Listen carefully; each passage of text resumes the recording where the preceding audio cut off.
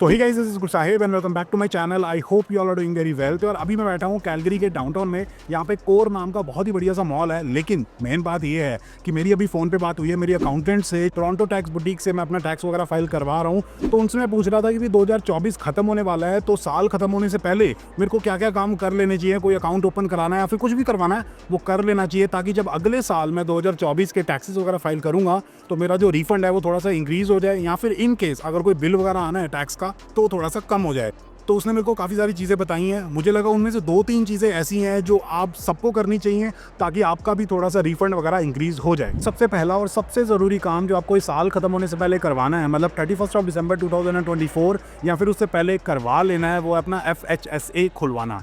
FHSA का मतलब होता है फर्स्ट होम सेविंग्स अकाउंट। ये जो अकाउंट होता है ना बहुत बढ़िया है, इससे आपका काफ़ी ज़्यादा टैक्स सेव हो जाएगा। ये जो अकाउंट होता है ना, ये TFSA और RRSP का कॉम्बिनेशन होता है। अब ये TFSA RRSP क्या चीज़ होती है, अगर आपको नहीं पता है तो अभी आगे वीडियो में बात करेंगे उनके बारे में, या फिर आप ये राइट वाली वीडियो जाके चेकआउट कर सकते हो, आपको डिटेल में समझ आ जाएगा। लेकिन पहले ये वीडियो देख लो, FHSA का फ़ायदा देख लो। तो बेसिकली होता क्या है कि मान लेते हैं कि आपकी जो एनुअल इनकम है वो है $60,000 और आप अपने FHSA अकाउंट के अंदर $8,000 डाल देते हो, तो आपकी जो टैक्सेबल इनकम है ना वो $8,000 से कम हो जाएगी। पहले आपका टैक्स लगता है $60,000 के ऊपर, लेकिन 8,000 आपने अपने FHSA अकाउंट में डाल दिए हैं, तो आपका जो टैक्स लगेगा वो लगेगा सिर्फ $52,000 के ऊपर। तो जो भी आपने एक्स्ट्रा टैक्स पे किया होगा ना पूरे साल 2024 में, जब आप अगले साल अपना टैक्स फाइल करोगे 2025 में, तो आपको अच्छा खासा मतलब ठीक ठाक रिफंड आ जाएगा। साथ के साथ एक और बढ़िया चीज़ इसके अंदर ये है कि मान लेते हैं कि वो जो $8,000 आपने अपने FHSA अकाउंट में डाले हैं वो आपने स्टॉक्स में इन्वेस्ट किए, या फिर एक नॉर्मल अकाउंट था उसमें आपको 2.5% इंटरेस्ट मिल रहा था, तो अगले साल उनकी कोई एप्रिसिएशन हो जाती है, मतलब कोई कैपिटल गेन्स वगैरह होते हैं, डिविडेंड्स वगैरह होते हैं, तो उनके ऊपर भी आपको कोई भी टैक्सेस वगैरह नहीं देने पड़ेंगे। तो दोनों पाँचों 10 की 10 उंगलियां आपकी घी के अंदर हो जाएंगी, सिस्टम एकदम सेट हो जाएगा। अब आप में से काफ़ी सारे लोग कहोगे कि भाई ये तो बहुत बढ़िया चीज़ है, तो अगर मेरी $60,000 की एनुअल सैलरी है तो 60 के $60,000 मैं FHSA में डाल देता हूँ, तो टैक्स तो मेरा बिल्कुल ज़ीरो हो जाएगा।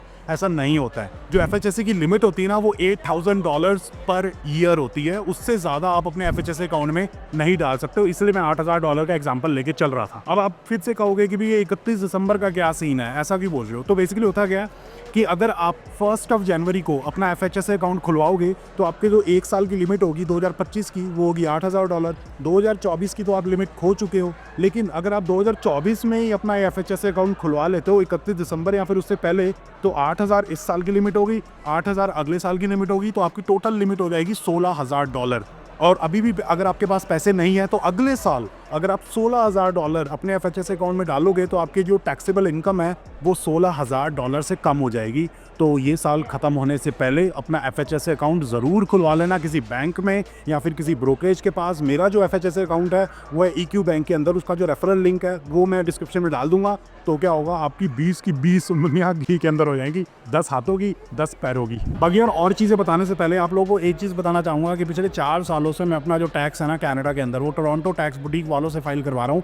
बहुत ही बढ़िया हिसाब किताब है, बहुत स्मूथ तरीके से सारी की सारी चीज़ें करवा देते हैं। तो उनका जो कॉन्टैक्ट नंबर है वो स्क्रीन पे आपको दिखाई दे रहा होगा, डिस्क्रिप्शन के अंदर भी डाल दूंगा, तो आप चेकआउट कर सकते हो 2024 के या फिर आगे फ्यूचर में भी अपने टैक्सेस वगैरह फाइल करवाने के लिए। हिसाब किताब एकदम बढ़िया है, मानव करिश्मा दोनों बहुत बढ़िया तरीके से हेल्प करते हैं, तो सिस्टम एकदम सेट हो गया। अब यार अगली जो चीज़ है ना वो बेसिकली उन लोगों के लिए है जिन्होंने ऑलरेडी अपना कनाडा के अंदर TFSA अकाउंट खुलवा लिया था, मतलब टैक्स फ्री सेविंग्स अकाउंट खुलवा लिया था, और उसके अंदर थोड़े बहुत पैसे पड़े हुए हैं और वो निकलवाने का सोच रहे हैं। तो उनको मैं कहूँगा कि यार 31 दिसंबर या फिर उससे पहले अपने पैसे निकलवा लेना, अगर आपको फ्यूचर में इनकी ज़रूरत है आगे आने वाले टाइम में। उसका रीज़न ये है कि जो TFSA का कंट्रीब्यूशन रूम है ना वो जो रीसेट होता है वो 1 जनवरी को होता है। दिसंबर जो होता है ना वो बेस्ट टाइम होता है अपने TFSA अकाउंट से पैसे निकलवाने के लिए, और जनवरी जो होता है वो वर्स्ट टाइम होता है अपने पैसे TFSA से निकलवाने के लिए। अब इसको एग्जांपल से समझाने की कोशिश करता हूं। तो मान लेते हैं कि एक रोहित नाम का बंदा है जिसने मार्च 2024 में अपने TFSA अकाउंट में $6,500 डिपॉजिट किए थे, और अगस्त 2024 में वो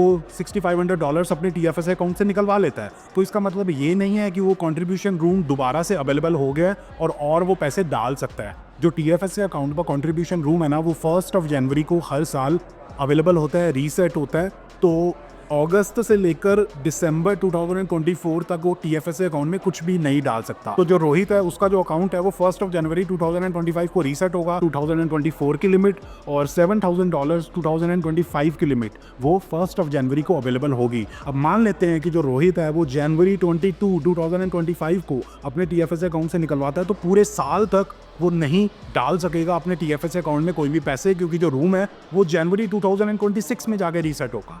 तो आई होप आप लोगों को समझ आ गया होगा। अगर समझ नहीं आया, कोई भी क्वेश्चन है तो कमेंट में डाल के पूछ सकते हो। यहाँ तो मेरा अकाउंटेंट जो टोरंटो टैक्स बुटीक वाले हैं वो आपकी हेल्प कर देंगे, आंसर कर देंगे, या फिर जो मेरे को पता होगा वो मैं बता दूंगा अपने एक्सपीरियंस के हिसाब से। और साथ के साथ यार कनाडा के अंदर 2 और अकाउंट होते हैं, जैसे कि RESP registered education savings plan, और साथ के साथ RDSP मतलब रजिस्टर्ड डिसेबिलिटी सेविंग्स प्लान। अब इनके बारे में डिटेल में मेरे को नहीं पता, क्योंकि मेरा कोई इनसे रिलेटेड एक्सपीरियंस नहीं रहा, ना ही मेरे बच्चे वगैरह है। तो आप सिंपली क्या कर सकते हो, टोरंटो टैक्स बुटीक वालों को कॉन्टैक्ट कर सकते हो, वो आपको गाइड कर देंगे। लेकिन फटाफट से कर लेना 31 दिसंबर 2024 से पहले कि क्या क्या चीज़ें करनी है, ताकि इन अकाउंट्स का भी आप लाभ उठा सको और अपना जो टैक्स का बिल है या फिर जो रिफंड है उसको इंक्रीज कर। अब इसके बाद यार आता है RRSP का मतलब होता है रजिस्टर्ड रिटायरमेंट सेविंग्स प्लान। तो शॉर्ट में अगर बताऊं तो मान लेते हैं कि आपकी जो एनुअल इनकम है वो है $80,000 और आप क्या करते हो $10,000 अपने RRSP अकाउंट के अंदर डाल देते हो, जो आपने स्कॉशिया बैंक या फिर EQ बैंक या फिर TD बैंक या फिर वेल्थ सिंपल जहाँ मर्जी खुलवाया था। मेरा जो है वेल्थ सिंपल के अंदर भी है, EQ बैंक के अंदर भी है। उन दोनों के रेफरल लिंक डिस्क्रिप्शन के अंदर दिए हुए हैं, उनको यूज़ करके अगर खुलवाओगे तो हिसाब किताब दोनों का बढ़िया हो जाएगा, सिस्टम एकदम सेट हो जाएगा। लेकिन काम की बात पे आते हैं। काम की बात ये है कि अगर आपकी एनुअल सैलरी लेटर से $80,000 है और $10,000 आप अपने RRSP अकाउंट में डाल देते हैं, तो आपकी जो टैक्सेबल इनकम है वो $70,000 हो जाएगी। तो $70,000 के हिसाब से आपका टैक्स वगैरह लगेगा। तो जो भी आपने एक्स्ट्रा $10,000 के ऊपर टैक्स दिया होगा, जब अपना टैक्स वगैरह फाइल करोगे तो रिफंड आ जाएगा। लेकिन RRSP के अंदर पैसे डालने की जो डेडलाइन है वो 31 दिसंबर 2024 नहीं होती है, वो आई थिंक 3 मार्च 2025 होती है, क्योंकि इसको जो साइकिल है वो आई थिंक मार्च टू मार्च होती है। तो आपके पास थोड़ा सा अभी भी टाइम है। लेकिन अगर आपका अकाउंट नहीं है RRSP का तो फटाफट से खुलवा लो और उसमें थोड़ी बहुत जो भी कंट्रीब्यूशन करना चाहते हो वो करना स्टार्ट कर दो।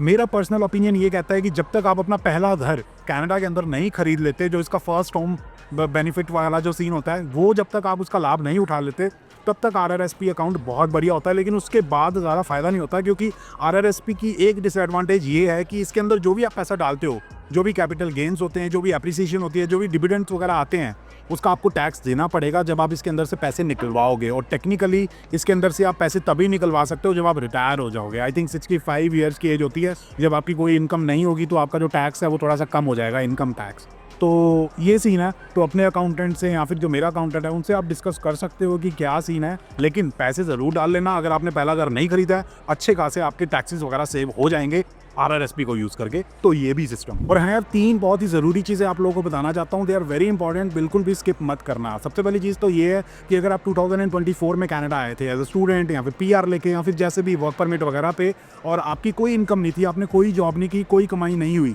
लेकिन स्टिल आपको अपने 2024 ईयर के टैक्सेस वगैरह फाइल करने हैं, क्योंकि काफ़ी सारे बेनिफिट्स हैं जिनके बारे में आगे आने वाली वीडियोज़ में बात करेंगे। तो वो बेनिफिट्स आपको मिलेंगे, तो स्टिल आपको काफ़ी ज़्यादा रिफंड आएगा। तो टैक्सेस अपने ज़रूर फाइल करना। ऐसा नहीं है कि भाई इनकम तो थी नहीं तो खाएगा इनकम टैक्स, ऐसा नहीं है। कनाडा का सिस्टम बहुत ही अलग होता है, काफ़ी फायदा होता है जब आप अपने टैक्सेस वगैरह फाइल करते हैं। ठीक है, एक तो ये हो गया। और दूसरी चीज़ आप लोगों को ये बताना चाहूँगा कि अगर आपने 2024 में कोई भी कॉन्ट्रैक्ट का काम या फिर Uber, skip the dishes, DoorDash या फिर कोई भी सेल्फ एम्प्लॉयमेंट वाला काम किया था, तो जो भी आपने एक्सपेंसेस किए थे, जैसे कि मेडिकल एक्सपेंसेस, गाड़ी के एक्सपेंसेस, रिपेयर की कॉस्ट हो गई या फिर कोई खाना पीना किया था, जो भी चीज़ है, जो भी जेन्युइन एक्सपेंसेस हैं, उनकी जो रिसीट्स वगैरह होती है ना, वो संभाल के रख लेना, ताकि ये एक्सपेंसेस वगैरह आप दिखा के अपना टैक्स का बिल काफ़ी हद तक रिड्यूस कर सकते हो। लेकिन हाँ, जेन्युइन एक्सपेंसेस दिखाना, गलत काम बिल्कुल भी मत करना, क्योंकि इन केस फ्यूचर में अगर ऑडिट आता है तो उस केस में अगर आपके पास रिसीट्स वगैरह नहीं होंगी तो दिक्कत वाली काम हो जाएगी, फाइन बहुत तगड़ा पड़ेगा। और तीसरी चीज़ आपको ये बताना चाहूँगा कि कनाडा के अंदर जो भी रजिस्टर्ड चैरिटीज़ वगैरह होती है, वहाँ पे अगर आप कोई डोनेशंस वगैरह करते हो तो कुछ परसेंटेज का आपको रिफंड वगैरह आता है। जो एक्चुअल नंबर्स होते हैं वो आप अपने अकाउंटेंट वगैरह से पता कर सकते हो। आई थिंक जब आप अपनी कॉलेज या यूनिवर्सिटी की फीस डिपॉजिट करते हो उसमें भी आई गेस कुछ डोनेशंस वगैरह होती हैं, तो उसका भी आपको रिफंड आएगा। तो अपने अकाउंटेंट से सारी चीज़ें आप डिस्कस कर सकते हो क्या हिसाब किताब है, तो और आपका रिफंड थोड़ा सा इंक्रीज हो जाएगा। बाकी टेंशन नहीं लेनी। 2025 जनवरी में हमारा प्लेटफॉर्म लॉन्च हो रहा है, वहाँ पे तो आपको सारी चीज़ों के सोल्यूशंस वगैरह मिल जाएंगे। तो लिंक है रजिस्टर करने के लिए हमारे प्लेटफॉर्म पे, वो डिस्क्रिप्शन के अंदर भी दिया हुआ है। तो ये हिसाब किताब है। बाकी अगर आप लोगों को वीडियो पसंद आई तो please like, share and subscribe. और हाँ, और टैक्स के बेनिफिट्स के बारे में जानना चाहते हो, पिछले साल वीडियो बनाई थी उसके बारे में, अगर आप जानना चाहते हो तो ये राइट वाली वीडियो ज़रूर चेकआउट करना। और जब तक अगली बढ़िया सी वीडियो नहीं आती है कैलगरी के अंदर, stay healthy and keep us way.